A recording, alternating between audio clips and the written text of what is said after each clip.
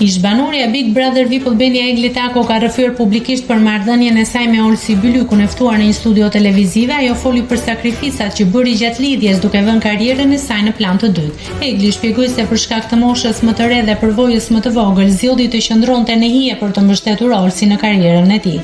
Kur je pak më e re, kur je pak më e vogël, kur je krah dikujt që tashmë i ka bërë shumë hapa përpara, e ke gjithmonë pak këtë, jo kompleksin e inferioritetit, se për sa kohë je çift, s'ke konkurrencë mes vetes, por e ndjen që o njëri o tjetri duhet të jetë aty, nuk mund të jenë që të dy njësoj. Në shumë raste mundohesh që të jesh ajo që qëndron në hije dhe e mbështet te gjërat e veta partnerin.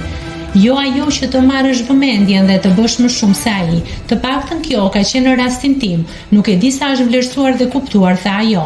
Sot me një tjetër perspektivë ajo e pranon se ai vendimi ishte gabim.